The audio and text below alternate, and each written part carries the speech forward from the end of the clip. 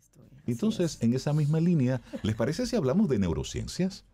Por favor, me parece apropiado. Entonces, para hablar sobre eso, tenemos una persona que es la autorizada para hablar sobre la neurociencia en Camino al Sol. Licenciada en Psicología, doctora en Neurociencia Cognitiva Aplicada y es directora de Psicología Infantil, Evaluación y Diagnóstico de Neurotraining. Hablamos de Dalul Ortey. Buenos días, Dalul, ¿cómo estás? Buenos días, yo estoy muy bien, gracias a Dios, contenta de poder terminar una semana de trabajo muy productiva, que fueron 4 días que parecieron 6 y todavía falta terminar el último, pero eso significa que estamos vivos y que estamos echando para adelante y eso es bueno. Sí, Me gusta tu cambio de look, por cierto. Ay, gracias. Sí, estás muy linda. Super. Hoy hablamos sobre la gerencia desde las neurociencias. Así es. Cintia me había dicho, vamos a seguir con ese tema. Yo dije, me parece súper, porque la semana pasada, bueno, en la entrega pasada, estuvimos viendo el liderazgo basado en neurociencias y hablábamos de 3 aspectos básicos que tienen que ver con el desarrollo de ese liderazgo. Uno era el tema de la inteligencia emocional como un factor determinante para poder articular las acciones y voluntades de las personas. El segundo punto importante en ese sentido era el tema de la empatía, el cómo yo puedo, desde mi rol, cualquiera que sea, poder ponerme en el lugar del otro, saber, entender cómo el otro piensa, siente, para poder actuar en consecuencia. Y lo otro era la cognición social, que además tiene que ver, además de estos otros 2 primeros factores, también tiene que ver con todo lo que es la estructura de esas normas no explícitas de la interacción entre las personas.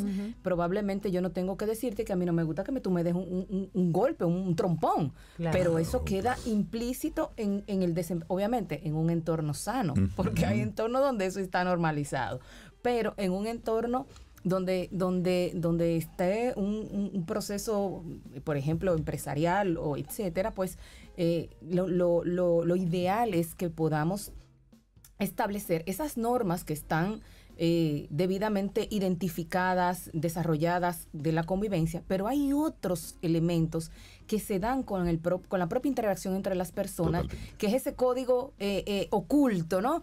Que mueve muchas organizaciones. A veces el tema de cómo esa persona que pertenece a esa instancia o a esa institución o a esa escuela o a esa empresa o a esa industria se identifica con eso y su accionar se ve modificado, condicionado por esos elementos. Entonces, cuando hablamos de gerenciar, estamos hablando de dirigir. Y esa dirección no necesariamente, y pasa igual que con el liderazgo, implica una posición de alto nivel.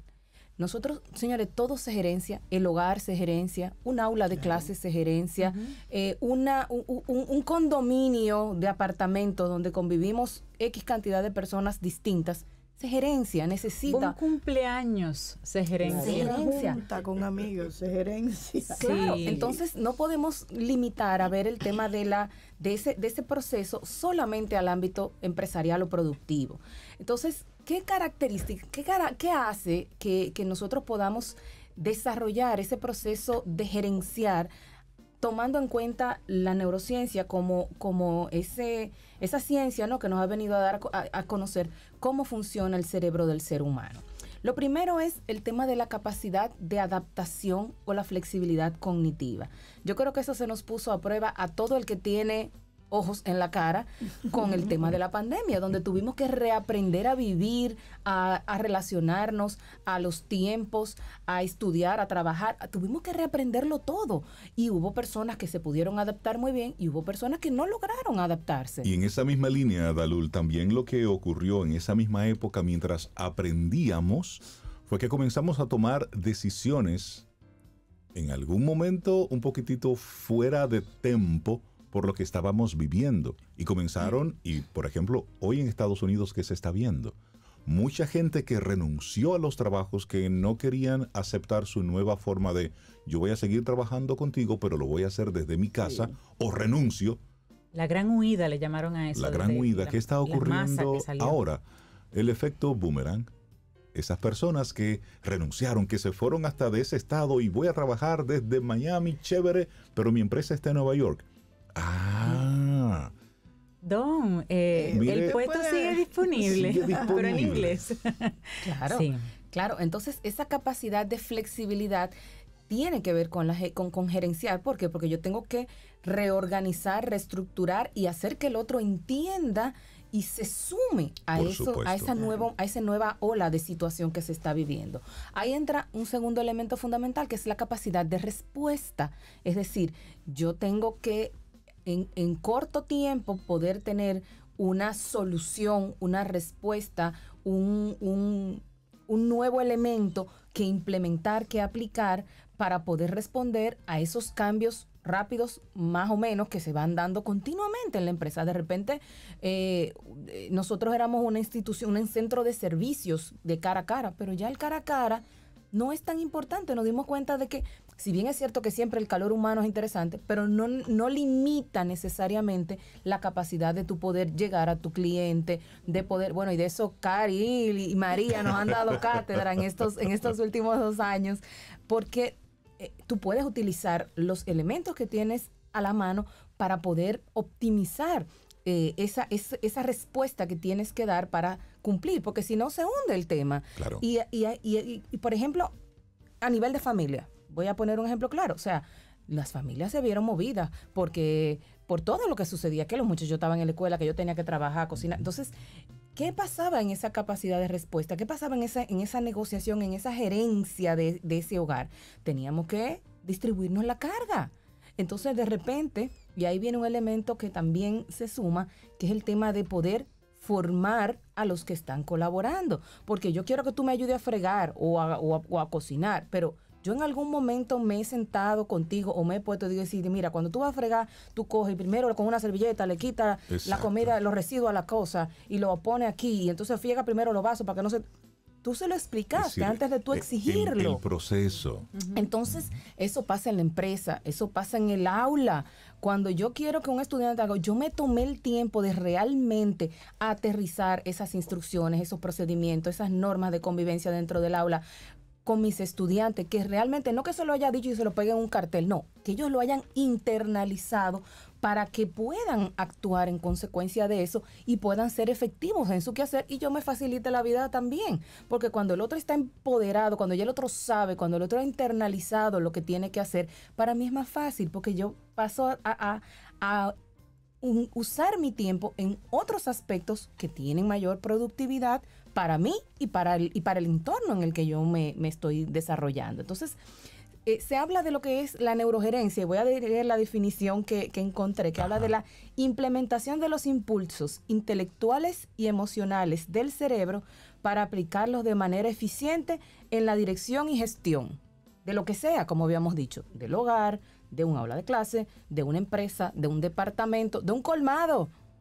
porque todo necesita ese proceso. Entonces, todo se gerencia. Claro. ¿Qué hace este proceso? ¿Qué hacemos cuando implementamos eso? Aumentamos la eficiencia en la toma de decisiones.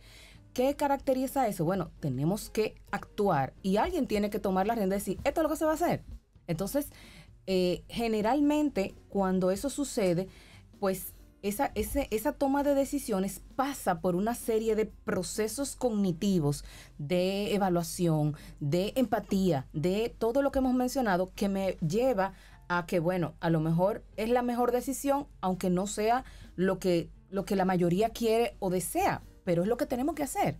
Y el hacer consciente al otro de qué es lo que tenemos que hacer es lo que me va a permitir que el otro se sume a ese proceso que se va a llevar a cabo. Mira, y eso que tú dices, Dalul, adquiere una mayor dimensión cuando estamos en un momento de crisis, donde tú necesitas que el otro actúe y que sea independiente y que sume, que forme parte del equipo. Y entonces le pone la tarea que debe hacer el gerente de cada espacio, de cada momento, a ese trabajo de preparación. En pandemia, ¿qué nosotros vimos? Que tuvo que darse rápido una especie, por ejemplo, de formación en la parte educativa. Pues a los docentes que todavía no entendían bien el tema de la virtualidad, de todo ese proceso, bueno, lo primero era formarlos, montarlos en ese proceso. Y ustedes dos Sobe y Dalul vivieron eso, Bueno, pero al mismo tiempo en nuestras casas, cuando queríamos que los colaboradores de la casa pudieran accionar rápido, óyeme, tuvimos que pasar por ese proceso rápido. sí. Y ahí ocurrieron muchas crisis, muchas pérdidas, porque estábamos todos en modo incertidumbre y no estábamos preparados, por supuesto. Nunca vamos a estar preparados para algo así. Correcto. Pero también es un poquitito, y ya la pandemia nos enseñó, que hay que mirar un poquitito más allá de nuestra nariz. Tenemos que poder prever un poquitito. Y en las empresas, cuando todo el mundo comenzó a instalarse en sus casas, óyeme, los gerentes, recursos humanos, tecnología, tuvo que emplearse a fondo para que todo esto siguiera dando vueltas. Y eso solamente es posible con una cabeza clara para no detenernos. Y eso es importantísimo. Ahí entra un elemento necesario, que es el tema de la capacidad de negociar. Y la negociación implica que nos vamos a poner de acuerdo en la solución de una situación y vamos todos a colaborar. Exacto. Y voy a poner un ejemplo simple. Queremos irnos de fin de semana para un resort, pero eso sale en 80,000 pesos. Voy a decir una cifra así. Como yo, con los mismos ingresos, puedo optimizar o realizar un plan para poder cumplir con eso que queremos. Ah, bueno, espérate, entonces en lugar de ir 2 veces a la semana a cenar fuera, vamos una. O si queremos comer pizza, en lugar de ir y gastar 2,500 pesos en una pizzería, voy al supermercado, me compro de las que cuestan 200, Exacto. le compro una lática de maíz y me compro un doble litro. Agranda el combo. Pero tenemos todos que ponernos en la misma sintonía. Claro. Si en lugar de comprar la galletita que cuestan 100 pesos, vamos a comprar una de otra marca que cueste 60 y ahí no. Entonces, es un tema donde todos debemos involucrarnos y donde debe haber la conciencia de poder aportar. O sea, yo tengo que sentirme, no es el que está en nuestro entorno tiene que sentirse que aporta. Hay una anécdota súper interesante a propósito de lo ahorita de que hablaban del tema de la NASA, y es que cuando se hace la historia de que una persona llega a la NASA y le pregunta a la persona que estaba riendo cuál es su rol, por qué él trabaja ahí, qué hace. Él dice, no, porque yo estoy ayudando a que el hombre llegue a la luna. Estoy hablando de que eso fue a los años 60. Entonces, ¿por qué? Porque todos tenemos la misma visión. Entonces, para poder gerenciar a través de eso, nosotros debemos, como líderes, como gestores, el poder ayudar a que el otro se vuelva parte del proyecto y de que el que sirve el café como el que es el director general tienen que tener el mismo norte para poder hacerlo. Y eso se hace a través de también poner en marcha nuestros 2 hemisferios. Tenemos un hemisferio izquierdo muy racional, genérico, estructurado, pero tenemos que usar un hemisferio derecho que nos permite desarrollar experiencias creativas, empatizar con el otro, ver detalles que a veces se nos van porque vemos el macro, pero a veces ese detalle que puede marcar una diferencia, quizás por esa visión general pues o global de que tenemos que moverlo todo, entonces no nos permite llegar allí. Y ahí entra entonces el tema de, espérate, él que es el que está, fulano, mengano, el niño, el estudiante o el colaborador que está allí, que está en el día a día de lo que hace, me puede dar ese nivel de detalle que yo necesito, y eso hace que esa persona sienta que forma parte del proyecto. Entonces, nosotros como gestores no somos los que tenemos ni la verdad absoluta ni todas las soluciones. Para eso necesitamos del otro, porque ellos son los que nos van a aportar esas ideas frescas, diferentes y desde otra perspectiva a la que nosotros estamos viendo, y que siempre va a aportar ese granito adicional que se da. Y bueno, el romper los hábitos a través de la práctica. Que aquí siempre se ha hecho así. Sí, pero ese siempre se ha hecho así. Ese es un Pasó reto. por algo en un momento determinado, en un contexto que ya no existe, que a veces ni siquiera ha pasado tanto tiempo que ni siquiera sabemos cuál fue el origen. Entonces, esa es como la historia de los 2 monitos que ponen en una habitación y ponen una escalera y un racimo ahí arriba. Entonces, cuando viene el primer monito y sube, agarra un guineo y cae agua fría, agua helada. Entonces baja. Y cuando intenta subir de nuevo, pasa otra vez lo mismo. Entonces comienzan, para hacer el ejercicio, sacan al monito que hizo la primera acción y entra en uno nuevo. Y cuando el monito nuevo entra y ve la escalera y el racimo, comienza a subir. ¿Y qué hizo el que había ya tenido la experiencia del agua fría? Lo muele a golpes y lo baja. Y lo baja, correcto. Entonces luego cambian el monito y ponen uno nuevo. Entonces cuando el que fue golpeado la primera vez ve que el nuevo va a subir, él no sabe por qué, pero él lo baja y lo muele a golpes. Y así comienza una sucesión de... Y ya lo hacemos en automático sin saber por qué. Incluso ese estudio se extendió y eso fue una conducta que se volvió epigenética. Así es. Y que monitos de otras islas que no tenían que ver con ese experimento empezaron a actuar de igual forma. Entonces, Increíble. fíjense cómo pasa.